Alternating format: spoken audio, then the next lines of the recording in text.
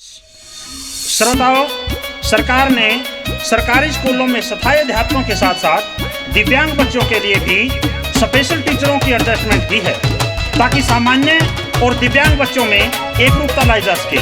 हमारा आपसे नम्र निवेदन ये है कि सभी बच्चों को सरकारी स्कूलों में भेजें। और हमारा उन छोटे छोटे बच्चों को क्या संदेश है, सुनिए।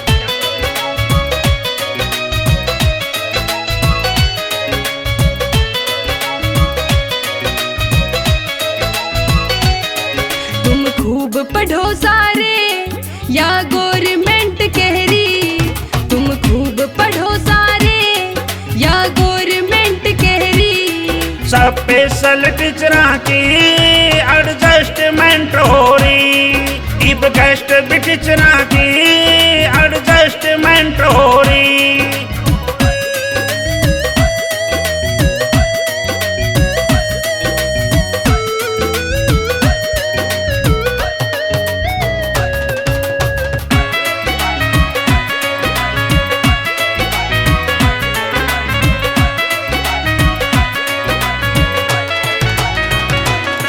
चाहे किसी का बच्चा हो, इब सबकी मौज कर दी। किताबें फ्री मिले और मुफ्त मिले वर्दी, किताबें फ्री मिले और मुफ्त मिले वर्दी। दोपहर के भोजन में रिफ्रेशमेंट हो रही, स्पेशल टीचरा की एडजस्टमेंट हो रही, स्पेशल टीचरा की एडजस्टमेंट हो रही।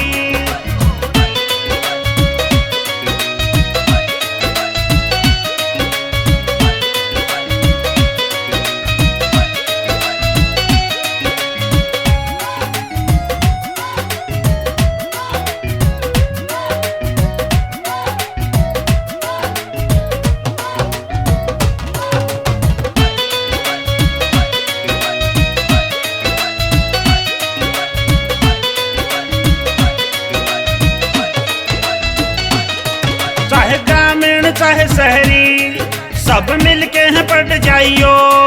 सब भाई बहन पढ़ के आगे न बढ़ जाइयो।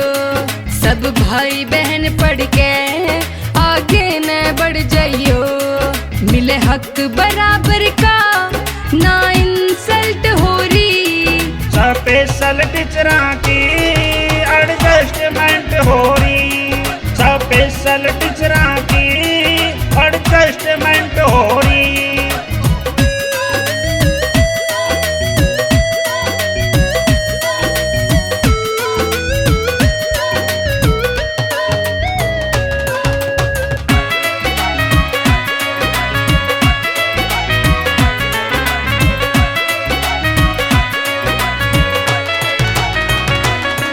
दिव्यांग हो बेशक, तुम समझो ना न्यारे। कोशिश करने से बन जाओ न बतारे, कोशिश करने से बन जाओ न बतारे। थारे शिक्षित होने में रिप्लेसमेंट हो रही, स्पेशल टीचरा की एडजस्टमेंट हो रही, स्पेशल टीचरा की एडजस्टमेंट हो रही।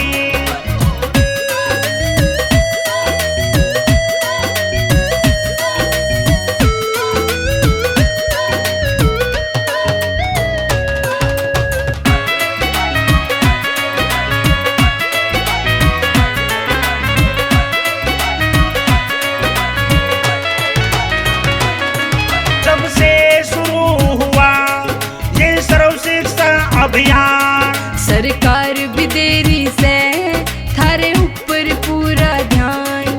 सरकार भी देरी से थारे ऊपर पूरा ध्यान।